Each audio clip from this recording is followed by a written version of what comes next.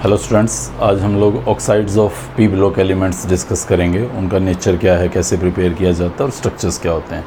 Oxides generally हम बोलते हैं ऑक्सीजन के साथ बने हुए कंपाउंड्स। जितने भी एलिमेंट्स हैं वो सब most of the element oxygen के साथ कंपाउंड बना लेते हैं, वो सभी उन एलिमेंट्स के ऑक्साइड होते हैं। तो जैसे अगर आप पी ब्लॉक एलिमेंट में पर्टिकुलरली देखें, ग्रुप 13 के अंदर हमारे पास E2O3 टाइप के ऑक्साइड दिखते हैं या E2O टाइप के ऑक्साइड दिखते हैं। E आपका ग्रुप 13 का कोई भी एलिमेंट हो सकता है, boron, aluminium, gallium, indium, thallium. Thallium के केस में पर्टिकुलरली ये वाला ऑक्साइड स्टेबल रहेगा क्योंकि इनर्ट पेयर इफेक्ट की वजह से लोअर ऑक्सीडेशन स्टेट स्टेबल रहती है। सो वहाँ पे आपको E2O टाइप का ऑक्साइड दिखेगा, बट बाकी सभी जगहों पे आपको E2O3 टाइप के ही स्टेबल ऑक्साइड दिखते हैं। ग्रुप 14 के अंदर अगर आप देखें, कार्बन का फैमिली है जहाँ EO एंड EO2 टाइप के ऑक्साइड्स आपको दिखाई देंगे। जैसे कार्बन के केस में पर्टिकुलरली देखें, कार्बन मोनोऑक्साइड, कार्बन डाइऑक्साइड। हालांकि कुछ और भी होते हैं, लाइक कार्बन सब ऑक्साइड होता है C3O2, but most of the time हम देखते हैं वो इस तरह के ऑक्साइड्स को लेके एग्जिस्ट करते हैं। हमें इन 13 और 14 वालों को यहाँ बहुत ज़्यादा नहीं समझना होता। क्लास 11 में ही हम उनके लिए रिक्वायर्ड इन्फॉर्मेशन ले चुके होते हैं, बट जस्ट जनरल फार्मूला याद रखना है कि हाँ, इस तरह से वो दो फॉर्म्स में एग्जिस्ट करते हैं। हम लोग अपनी कहानी को ग्रुप 15 से स्टार्ट करेंगे बेसिकली, और ग्रुप 15 में हमारे पास नाइट्रोजन, फॉस्फोरस, आर्सेनिक, एंटीमनी और बिस्मथ ये एलिमेंट्स थे। तो इनके ऑक्सीजन के साथ बने कंपाउंड्स को अगर आप देखें तो नाइट्रोजन ने बहुत वाइड वैरायटी ऑफ कंपाउंड बनाए हुए हैं, like N2O, N2O4, N2O3, N2O5, NO2, NO, ये सब नाइट्रोजन के ऑक्साइड्स हैं जो एग्जिस्ट कर रहे हैं। वहीं फॉस्फोरस के ऑक्साइड्स अगर आप देखते हैं तो वो P2O3, P2O5 ये दो टाइप के ऑक्साइड्स मोस्टली नज़र आते हैं, और उसमें भी डाइमराइजेशन हो रखा है।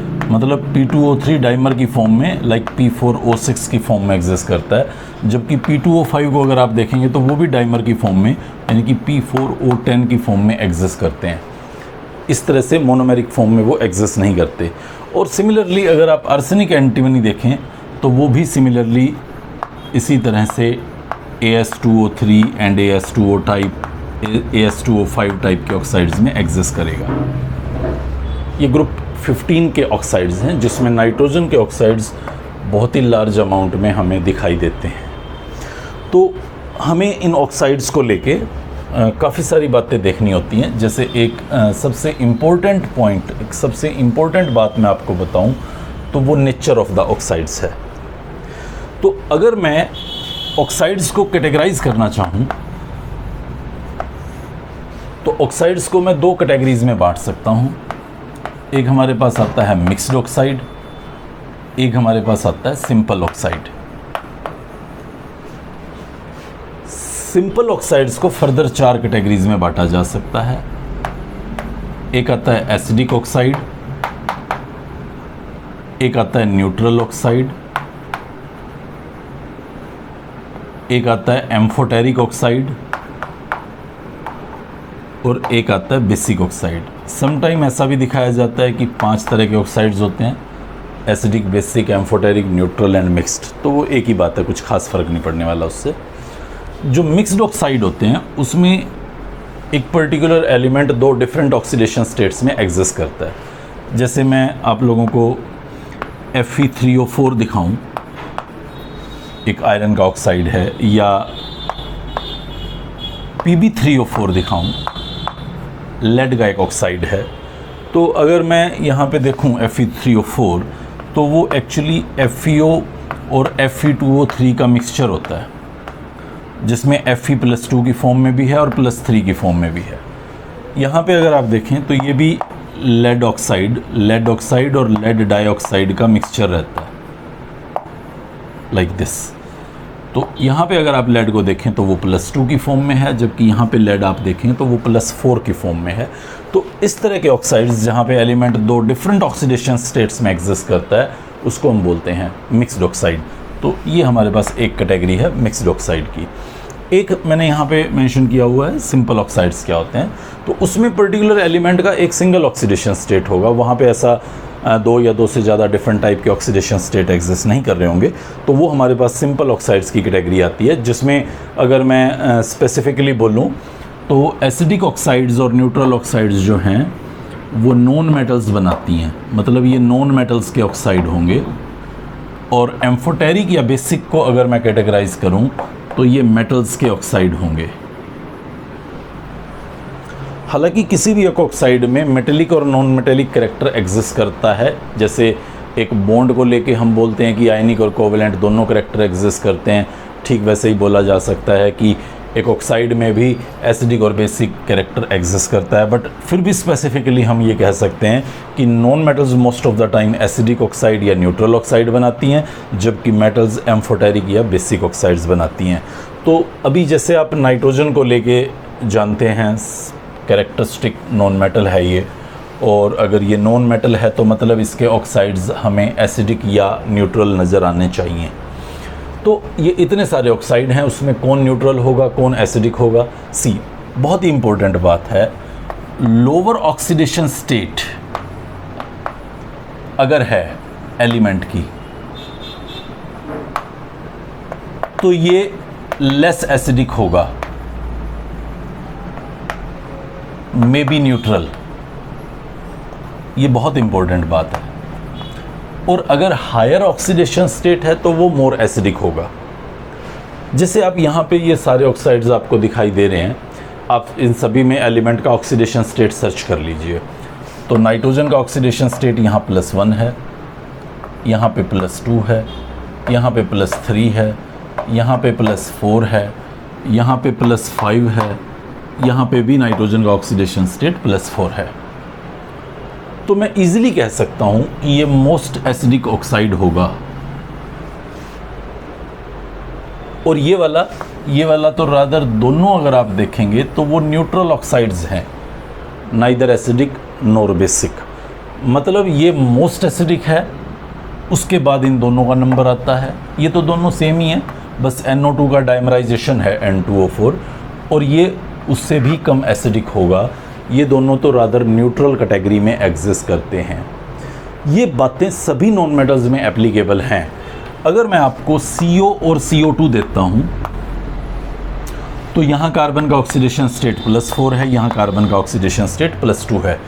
ये न्यूट्रल स्पीसीज है, ये एसिडिक है। अगर मैं आपको सल्फर डाइऑक्साइड देता हूँ और सल्फर ट्राइऑक्साइड देता हूँ, यहाँ सल्फर +4 की फॉर्म में है, यहाँ सल्फर +6 की फॉर्म में है, ये मोर एसिडिक है, ये लेस एसिडिक है। सो बस सिंपल सा एक ही पॉइंट, जितनी हायर ऑक्सीडेशन स्टेट होगी एलिमेंट की उतना ज़्यादा उसका एसिडिक कैरेक्टर होगा। आप कुछ और ऑक्साइड्स उठा के अगर देखें किसी भी फैमिली के, आपको ये बात हूबहू फॉलोड दिखेगी। Cl2O, Cl2O3, Cl2O5, Cl2O7। आप यहाँ देखेंगे यहाँ क्लोरीन +7 की फॉर्म में एग्जिस्ट कर रहा है, जबकि यहाँ क्लोरीन +1 की फॉर्म में एग्जिस्ट कर रहा है। एसिडिक कैरेक्टर लगातार बढ़ता चला जाएगा जैसे जैसे ऑक्सीडेशन स्टेट बढ़ती जाएगी। अगर मैं सपोज करें आपको कुछ ऑक्साइड्स देता हूँ, लाइक एक N2O3 दे दिया, एक P2O3 दे दिया, एक AS2O3 दे दिया, एक Sb2O3 दे दिया, ये सब ग्रुप 15 के ऑक्साइड्स हैं, तो आप देखेंगे सभी में ऑक्सीडेशन स्टेट +3 एग्जिस्ट कर रही है। ऑक्सीडेशन स्टेट में कोई बदलाव नहीं आ रहा। तो अब ऑक्सीडेशन स्टेट देख के आप ये बताना बंद कर दें कि कौन लेसर एसिडिक है या ग्रेटर एसिडिक है। रादर आप ये देखें कि नीचे जैसे जैसे हम जाते हैं तो एलिमेंट के अंदर मेटेलिक कैरेक्टर बढ़ता है, और अगर मेटेलिक कैरेक्टर बढ़ता है तो इसका मतलब उसके एम्फोटेरिक या बेसिक होने का कैरेक्टर बढ़ता है, मतलब एसिडिक कैरेक्टर घटता है। मतलब N2O3 जो होगा वो मोस्ट एसिडिक होगा अमंग दिस ग्रुप, एंड जो Sb2O3 होगा वो लीस्ट एसिडिक, यानी कि स्लाइट बेसिक की टेंडेंसी रहेगी उसकी, क्योंकि एंटीमनी जो है वो एक मेटलॉइड या मेटल टाइप का कैरेक्टर शो करता है, तो इसलिए उसका जो ऑक्साइड होगा वो एम्फोटेरिज्म या बेसिक कैरेक्टर शो करने की तरफ ज़्यादा इंडिकेट करेगा। एसिडिक तो एटलीस्ट वो लीस्ट होगा। तो इस तरह से आप डाउनवर्ड मूवमेंट पे मेटेलिक और नॉन मेटेलिक कैरेक्टर जज करके उसका एसिडिक नेचर बता पाएंगे। और अगर एक ही पर्टिकुलर एलिमेंट के ऑक्साइड्स गिवन हैं तो आप उसकी ऑक्सीडेशन स्टेट से उसका एसिडिक कैरेक्टर बता पाते हैं। ये बहुत ही इंपॉर्टेंट क्वेश्चन रहता है नेचर के पॉइंट ऑफ व्यू से कि इन ऑक्साइड्स का नेचर हम कैसे डिसाइड करते हैं। ऐसे ही मेटल्स के केस में आप देख सकते हो, अगर मैं किसी मेटल्स के ऑक्साइड की बात करूंगा जब भी, हालांकि इस चैप्टर में मुझे दिखाई नहीं देगा पी ब्लॉक में, बट दिखाई ज़रूर देता है। जैसे मैं मैग्नीज़ के ऑक्साइड आपको दिखाऊं, मैग्नीज़ ऑक्साइड है, Mn2O3 है, MnO2 है, Mn2O7 है, ये मैग्नीज़ के काफ़ी सारे ऑक्साइड्स हैं, एक मेटल है। तो अगर मैं ऑक्सीडेशन स्टेट्स देखूं, यहाँ पे ये +2 है, ये +3 है, ये +4 है और ये +7 है। तो जो लोअर ऑक्सीडेशन स्टेट के ऑक्साइड्स होते हैं वो मोर बेसिक होते हैं, वो ज़्यादा बेसिक हैं। वहाँ पे मोर ऑक्सीडेशन स्टेट वाले नॉन मेटल्स के अंदर मोर एसिडिक थे, यहाँ पे लेस ऑक्सीडेशन स्टेट वाले मोर बेसिक होंगे। जैसे जैसे ऑक्सीडेशन स्टेट बढ़ता जाएगा उनका बेसिक कैरेक्टर डिक्रीज होता जाएगा। आप इनको एम्फोटेरिक टाइप का ऑक्साइड पाएंगे, मतलब बेसिक कैरेक्टर कम हो गया, स्लाइट एसिडिक घुसना शुरू हो गया और इसके अंदर तो आप काफ़ी हद तक एसिडिक कैरेक्टर ज़्यादा ऑब्जर्व कर रहे होंगे। हालांकि अब थोड़ा वायलेशन लग रहा है, ऐसा लग रहा है कि मेटल के अंदर बेसिक आपने बोले थे, एसिडिक तो बोले ही नहीं, फिर ये मेटल का ऑक्साइड कैसे एसिडिक हो गया? क्योंकि ऑक्सीडेशन स्टेट यहाँ पे बहुत ज़्यादा हाई हो गया है मैग्नीज़ का, जिसकी वजह से उसमें एसिडिक कैरेक्टर डोमिनेंस के साथ अपना एग्जिस्टेंस शो करते हैं। मतलब आप कह सकते हैं कि जैसे जैसे ऑक्सीडेशन स्टेट बढ़ता जाएगा वैसे वैसे उसका एसिडिक कैरेक्टर इनपुट होता जाएगा, बेसिक कैरेक्टर लगातार डिक्रीज होता जाएगा।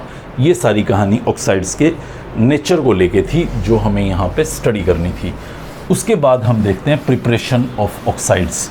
तो ऑक्साइड्स का प्रिपरेशन अगर हम देखें तो जनरली ऑक्साइड्स का प्रिपरेशन करने के लिए एक तरीका होता है कि आप मेटल के कार्बोनेट्स को हीट कीजिए।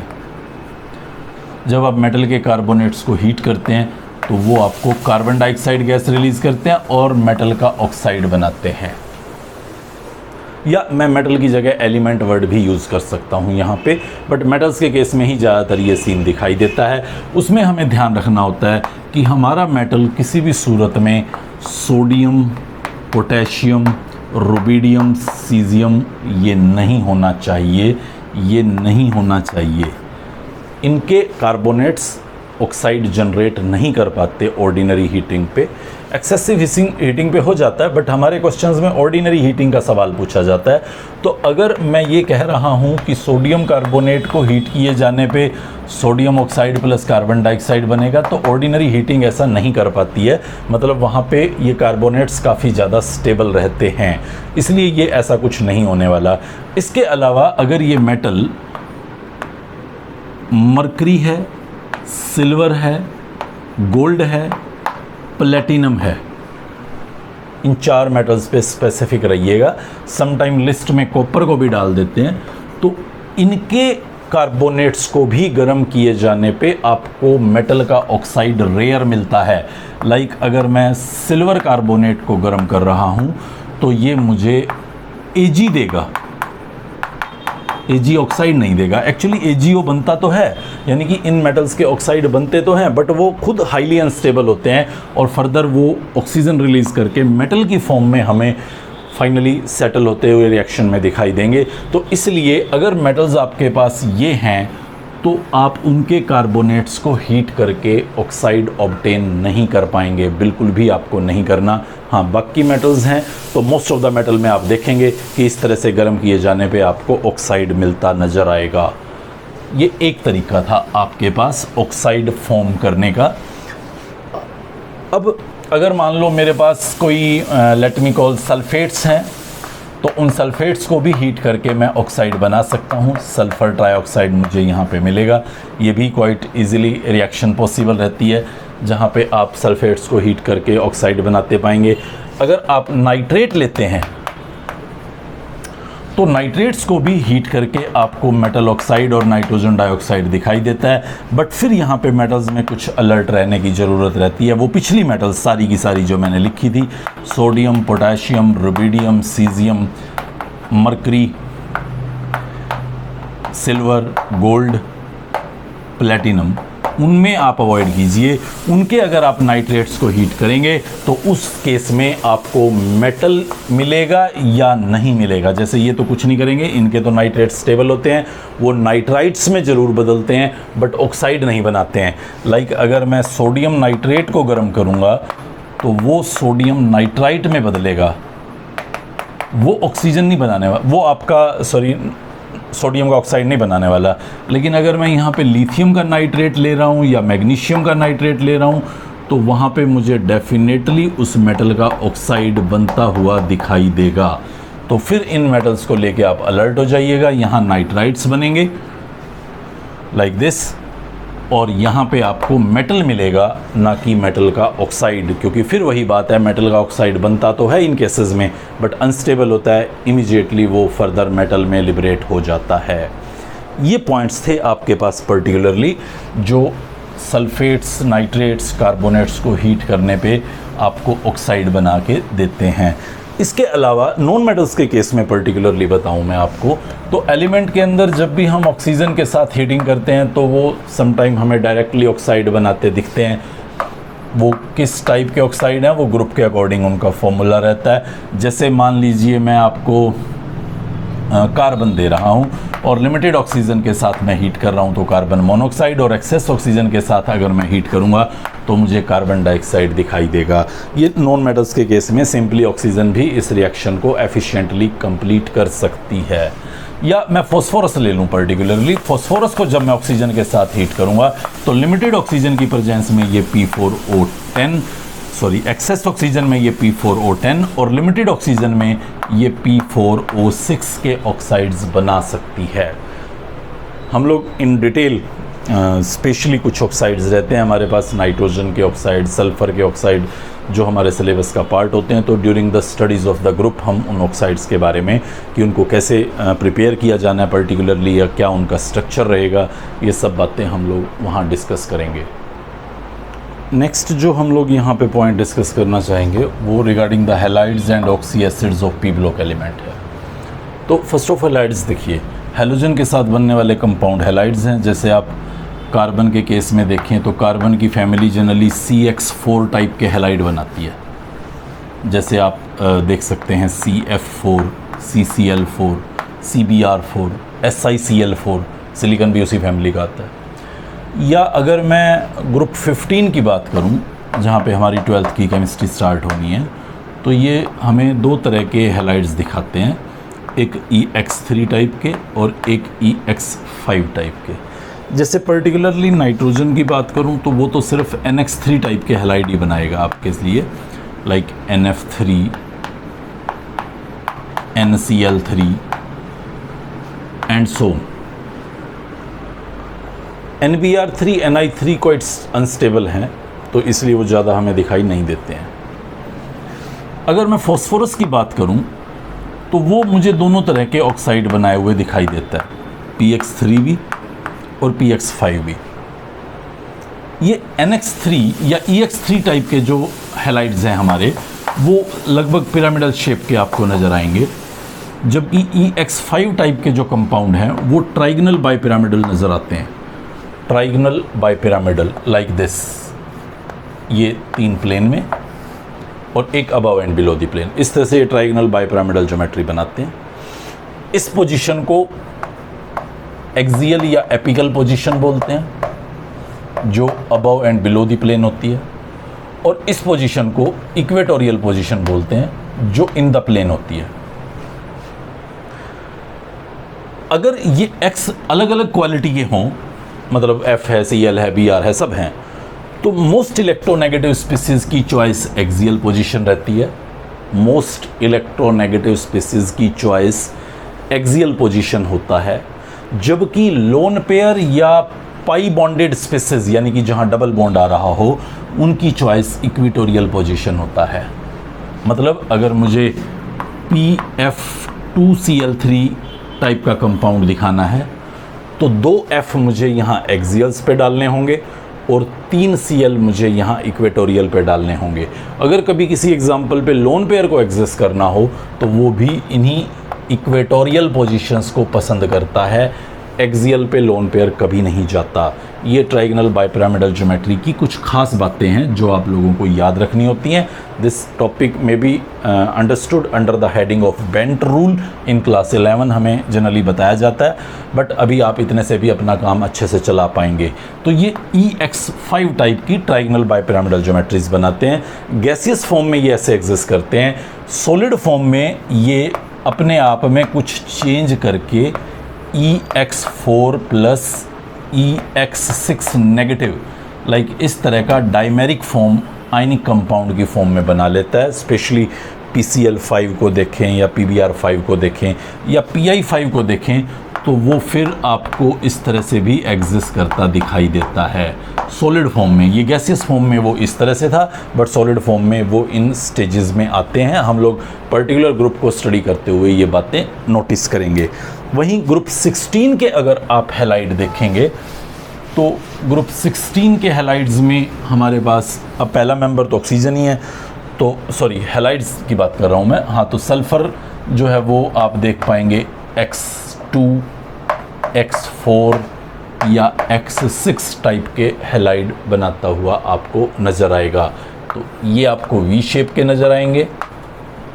मैं डिटेल अपने उस ग्रुप पे ही जाके बताऊंगा स्ट्रक्चर्स के दौरान।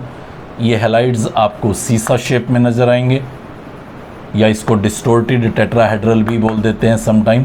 सीसा ज़्यादा पॉपुलर वर्ड रहा है। और ये हमारे पास ओक्टाहेड्रल शेप में नज़र आएंगे। जो अभी पीछे कहानी बता रहा था PF5 के स्ट्रक्चर्स के दौरान या ट्राइगोनल बाइपिरामिडल ज्योमेट्री के दौरान कि कौन एक्सियल पे जाएगा कौन इक्वेटोरियल पे जाएगा, इन स्ट्रक्चर प्रेडिक्शन में भी वो आपको बहुत ज़्यादा हेल्प करेगा। ग्रुप के अंदर जाके देखेंगे। और 17 ग्रुप में देखूं तो वो खुद ही हेलोजेंस हैं, तो आपस में मिलके वो हैलाइड्स बनाते हैं। 2 हैलाइड्स या 2 से ज़्यादा तरह के हैलाइड्स आपको दिखाई देंगे। कुछ इस तरह के इंटर हेलोजन कंपाउंड दिखाते हुए वो आपको नज़र आएंगे। ये भी type of the inter halogen compound rather मैं बोलूँ वो हम पी ब्लॉक में यहाँ डिस्कस करेंगे। उसके बाद हमारे पास एक पॉइंट आता है पर्टिकुलरली ऑक्सी एसिड्स क्या है। मैं सिर्फ इंट्रोडक्टरी बताना चाह रहा हूँ, बाकी तो हम लोग फिर ग्रुप शुरू करेंगे जब तो उस ग्रुप में सारी बातें पढ़ेंगे। ऑक्सी एसिड्स क्या हैं? ये एलिमेंट है कोई भी पी ब्लॉक का और उसके साथ आपको एक OH ग्रुप लगा हुआ नज़र आता है। और कुछ हो सकता है इसके साथ लगा हुआ या ना भी हो, बट अगर ये OH ग्रुप एलिमेंट के साथ लगा हुआ है तो O की इलेक्ट्रोनेगेटिविटी की वजह से इस H के ऊपर बहुत ज़्यादा पॉजिटिव चार्ज होता है। वो इलेक्ट्रोनेगेटिविटी डिफरेंस क्योंकि यहाँ पे बहुत ज़्यादा पॉजिटिव चार्ज क्रिएट कर रहा है, तो जब आप इसको वाटर में डालते हो तो ऑक्सीजन अपने लोन पेयर्स के साथ इसके H+ को कैप्चर करने की टेंडेंसी रखता है। मतलब ये स्पीसीज ऑक्सी एसिड की तरह से बिहेव करती है। ये ऑक्सी एसिड्स कई तरह के हो सकते हैं। यहाँ फर्दर आपके पास O लगा हो सकता है, कोई और OH लगा हो सकता है, कोई और H लगा हो सकता है। इस तरह से कुछ हमारे अलग अलग ऑप्शंस आते हैं। हो सकता है ना भी लगा हुआ, कुछ पहले वाली स्टेज भी हो सकती है, बट ये भी सब पॉसिबिलिटीज़ हैं। तो जितने उसके पास आयोनाइजेबल H होते हैं वो उसकी बेसिसिटी को डिसाइड करते हैं। एक H है तो उसकी बेसिसिटी 1 हो जाएगी, 2 H ऐसे हैं तो उसकी बेसिसिटी 3 हो जाएगी। ध्यान रखना है एलिमेंट के साथ सीधा लगा हुआ H उसकी बेसिसिटी में रोल प्ले नहीं करता। ये H आयोनाइजेबल नहीं होता। सिर्फ ऑक्सीजन के साथ लगे H ही आयोनाइजेबल रहते हैं। उन्हीं को हम ऑक्सी एसिड्स की कैटेगरी में डालते हैं। तो इन ऑक्सी एसिड्स में कितने H कोई छोड़ सकता है या क्या वो रिड्यूसिंग एजेंट की तरह से भी बिहेव कर सकता है, ये सब क्वेश्चंस रहते हैं। इन H का रेस्पॉन्सिबिलिटी होता है रिड्यूसिंग एजेंट कैरेक्टर दिखाना और इन H का रेस्पॉन्सिबिलिटी होता है उसका एसिडिक कैरेक्टर दिखाना। तो हम लोग जब ग्रुप 15, 16, 17 में ट्रैवल कर रहे होंगे पर्टिकुलरली पढ़ते हुए, तो उस टाइम पे हम लोग इन ऑक्सी एसिड्स की कहानियाँ पढ़ेंगे पर्टिकुलर ग्रुप में जाके, और किस तरह से बनते हैं, क्या उनका कैरेक्टर रहता है, क्या उनका बेसिसिटी रहता है, क्या उनका स्ट्रक्चर रहता है।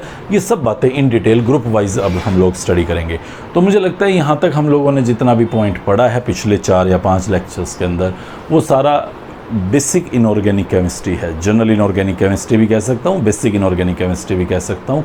अब हम अपने नेक्स्ट लेक्चर से, मुझे कुछ भी याद नहीं आ रहा है ऐसा कोई बेसिक एस्पेक्ट कोई छुटा हुआ हो अभी तक, बट छुटा भी होगा तो उसको आगे कवर कर लेंगे। छोटा मोटा कोई हो सकता है। तो हम लोग इसके बाद स्टार्ट करेंगे हमारा ग्रुप नंबर 15, यानी कि ग्रुप 15 से शुरू करते हुए ये सारी चीज़ों को रिकॉल करते करते हम पी ब्लॉक एलिमेंट्स में पूरा ट्रैवल करेंगे। ये सारी चीज़ें वापस मुड़ मुड़ के भी आएंगी और कुछ नई चीज़ों के साथ, नए क्वेश्चंस के साथ हम लोग उसको स्टडी करेंगे। Good bye.